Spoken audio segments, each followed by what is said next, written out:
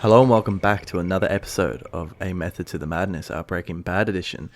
I'm your host Mitchie, and joining me as usual is Patrick. Hello. And this week we're covering Season 3, Episode 12, titled Half Measures. This is a fucking great episode. These next three episodes are just so intense in what happens. And yeah, man, the end of this episode is just crazy. Gives you goosebumps. Anyway, take us through the plot so we can find out what happened. All right, so Skylar pushes Walt to accept her plan of laundering his drug money through the car wash. They continue to disagree, but are able to negotiate a plan that allows Walt to have some family dinners at home as a ploy to make the Whites appear reconciled. Meanwhile, Jesse begins to plot against those who killed Combo. He buys blue meth from the gang responsible, indicating that the people who killed Combo work for Gus. Jesse tells Walt about his findings and asks him to make a ricin so he can exact revenge. Although Walt appears troubled by the gang's use of children, he dismisses the plan and tells Jesse to do the same. Convinced Jesse is likely to do something rash that would endanger multiple people, including himself, Walt visits Saul and they hatch a plan to have Jesse sent to jail for a month to cool down. Meanwhile, Marie wheels Hank out of the hospital after winning a bet where she arouses him during a sponge bath. Mike makes an unannounced visit to Walt at home, telling him that he is not going to follow Saul's plan. He explains that Gus does not know of Jesse's intentions, but that if he follows through on them, he will find out and take it as a problem. He then recounts an incident from his time as a cop when he showed mercy by allowing a habitually abusive husband to live, only to have the man beat his wife to death shortly after. He tells Walt that he chose a half measure instead of killing the husband, and warns before leaving no more half measures. So this is the one with the opening with Wendy, right? Yeah, the little montage. It's great. Yeah, the Wendy montage is great. Yeah, I like Also, the. you know what's funny? What's that? Her son. She's got a son. Yeah, does he show up? No, but do you know what his name is? No. Patrick. Hey, that's right. Yeah, explains so much about you, man. Don't you fucking talk trash about my mother. She's a working class woman. I don't really see right? the resemblance, but anyway. I really like the cut in the montage where she's like, you know, bending down in the car to like blow those dudes, and like it's just like three in a row. Yeah, with the beat of the music. Yeah. It's really well done. And like when she's spitting at the mouthwash. Yeah. It's gross. Yeah. Anyway, so Jesse is obviously severely affected by finding out who killed Combo. What do you think of that? Like, it happened months ago. I don't know if it's like Combo was his friend, and I'm trying to see it from his perspective, but I feel like he's being really fucking rash. Yeah, like it doesn't do any good for anyone other than like, you know, like you get justice for Combo, but it fucks up. It's so dangerous. Like, you know, having Gus as your employer and then trying to like fuck with his distribution and shit. Like, it's not good for anyone really. Yeah. It really shows you that like both Jesse and Walt like are two polar opposites in terms of pragmatism, really. Like Walt's such a down-to-earth bloke, you know, and usually thinks things through quite far ahead, but Jesse's just like so fucking like rash, just always is never seeing straight, you know. He always just follows his like kind of instinct, and it's just kind of infuriating, really. Like, why can't he just kind of think about it a little bit more? And I think this is also spurred on by his relationship with Andrea now. Yeah, true. More of a connection to it, yeah. Yeah. But the ricin is a good idea, though. I feel like that would have been the most effective way to kill these drug dealers. Like, if Walt was willing to go through with it, then none of the events that are going to happen in the next few episodes probably would have happened, because it's not really, like you said, it's not traceable, right? So it kind of makes sense to do that. But they were followed to that bar where they had that discussion about it. Were they? Yeah, like when, I forget who leaves first, I think it's Jesse, but you get this wide shot and there's this like really sus looking dude in the foreground reading a newspaper. Yeah, there is, yeah. Yeah, I think it's suggesting that he's like a working for Gus. Is that verified? Or is that your speculation? I don't, like, I'm almost positive that that's what we're meant to infer from that. Right, okay. I mean, it doesn't really matter at the end of the day anyway, does it? Because Walt is the one that ends up telling Gus everything. And they try and have this intervention later on in this episode. That's true, yeah. Yeah. On the Hank side of the story, I like how they use Walt Jr. as kind of a way to relate to Hank. Yeah. Or sorry, like obviously Walt Jr. is disabled, and Walt Hank's talking about how he should still be in a hospital and he should stay there until he's entirely better. And Walt Jr. raises the point of whether he should be in hospital or not because he has cerebral palsy.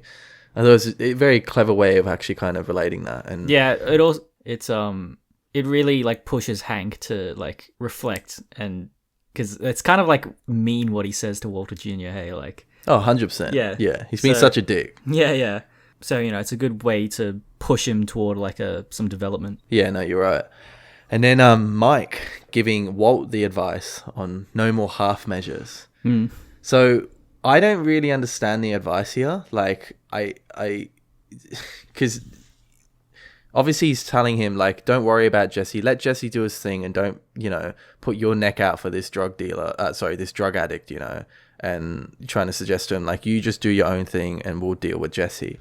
But I don't understand how this story about him being the ex-cop and not shooting the husband has to do with that. Yeah, I don't like, maybe he's saying, let us take care of Jesse fully, as in like kill him maybe, like let us do the full measure instead of it seems like weird advice to give Walt though.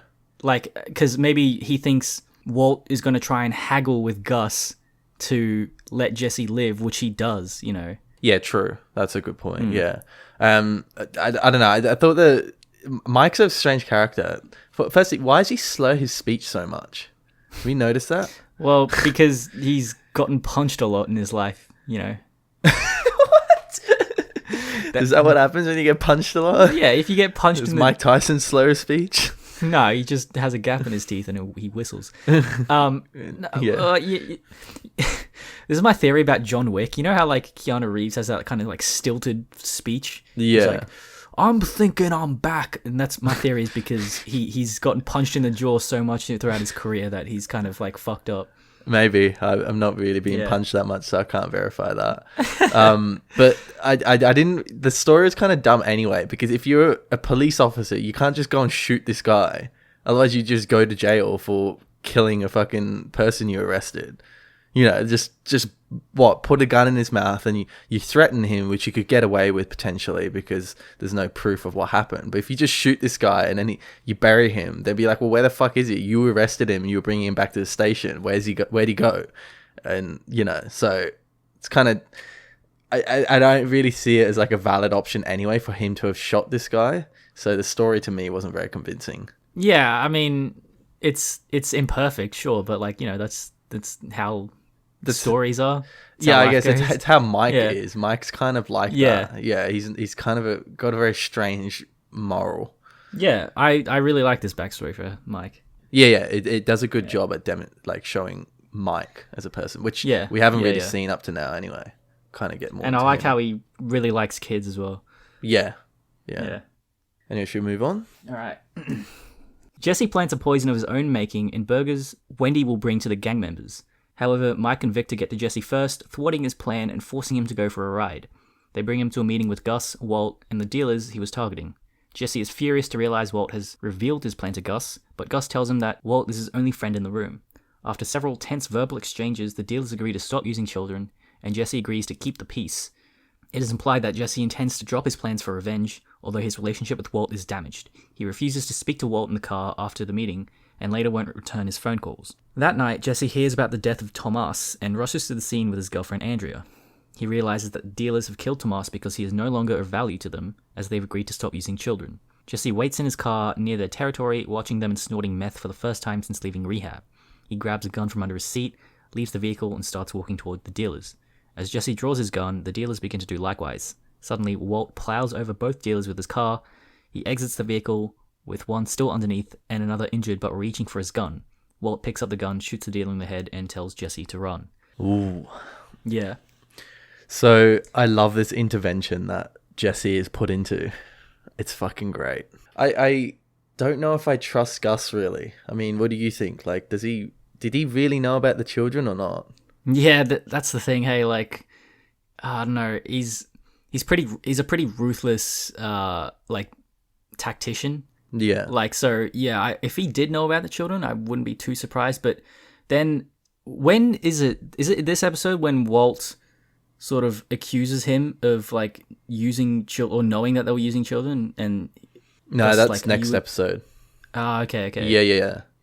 But yeah, like in that moment in the next episode, Gus looks pretty like attacked that Walt would suggest that. Yeah. I'm not sure what to believe, to be honest, but honestly, I don't trust Gus, and I love this because Jesse, he is standing up for what's right, and in some ways he is doing the completely right thing. Like Jesse and Walt, they are normal people that have become these drug lords, and they're learning the ways of the drug lords, which is having very contemptible moral like viewpoints.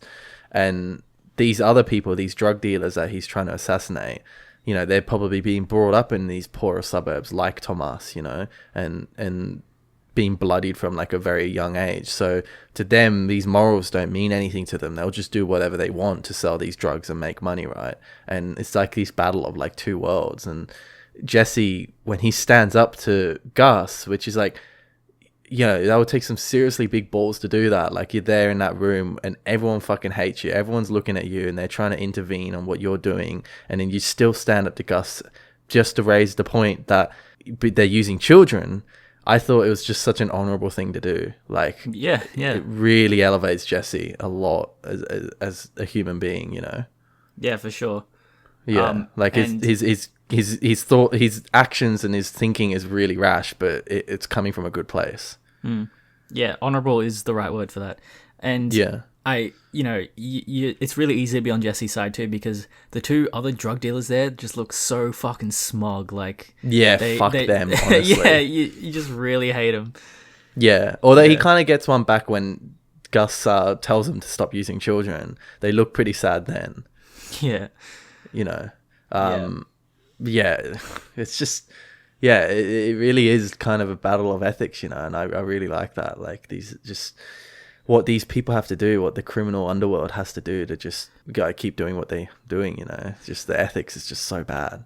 And then in that car ride, does he say anything to Walter? Or like, oh no, in the meeting he goes to Walter and he says, you want to chime in, you have anything to say about this? And Walter doesn't say anything.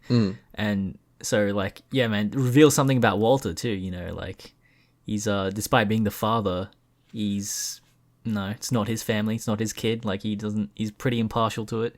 That decision to save Jesse at the end there, like, that's a pretty big deal. Like, in terms of like decisions made throughout the series, like, this is a pretty monumental one. Yeah, this is such a revealing bit of character, like, about how much he cares for Jesse actually. Yeah, definitely. Yeah, he's because Walt has standards still. Like, he seems like a ruthless man, but I think, children kind of is where he would draw the line. And when he hears about these things and what these people are doing, he probably doesn't really trust Gus, right? Whether he is actually knew about the children or not. And the ending in this episode, man, it's just so good. Yeah. And honestly, those drug dealers deserve it for killing a kid. Like, that's just brutal. There's no excuse for that. Like, that's just... Yeah. Could have just let him free, I'm really curious as to how they achieved that shot of him running over them.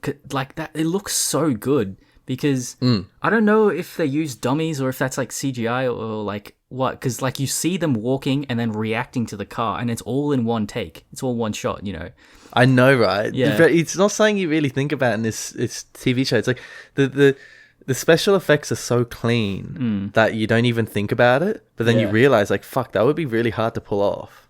Yeah. I feel like they just, because the majority of the show is this, like, sort of in this suburban, like, ordinary setting, that they're able to, like, concentrate a lot of the budget into these really spectacular moments. Yeah, you're right. Yeah, and throw a lot of money at it. Yeah.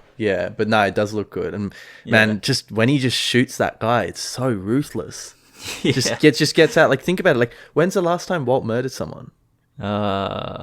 Jane? Yeah, I guess, like, indirect murder. I mean, I wouldn't call that murder. It's very kind of more like she killed herself, really, and he kind of had to do with that. I don't know. It was probably Crazy 8, right? Yeah, exactly. Crazy 8. It's like, that's the first time, and really the only time so far, where he's kind of murdered someone. But this time, this is not hot-blooded murder. Like, to some degree it was, because the guy was reaching for the gun. But he could have just took the gun, and just knocked him out or something like that. And when, held him hostage or whatever, not kill him, but he just straight up picked up the handgun and just shot him through the head, like just completely ruthless, like an assassin. And that's like a huge difference, a huge change that we see in Walt. It just gives me goosebumps seeing it. I remember when I watched this the first time, it shocked me so much. Yeah, it's a great moment. But anyway, this is good. Yeah, that's all I had to say. Me too. Join us next time for the final episode of season 3. See you later. This is what happens now. My men will come back inside, and you will shake their hands, and you will make peace. And that will be the end of this. No. Jesse. Pardon me? These kids. These assholes of yours, they got an 11-year-old kid doing their killing for them. You're supposed to be some kind of reasonable businessman. This how you do business? If you like this series, Mitch is going to tell you where you can find more of these. Yep, so you can find us on Spotify, YouTube, iTunes, SoundCloud, or Stitcher. And we've also got a website, amttm.com, where you can find our fabulous episodes on Breaking Bad. If you have any questions, queries, insights, or criticism, you can send them to mail@amttm.com. And as always, thank you for listening.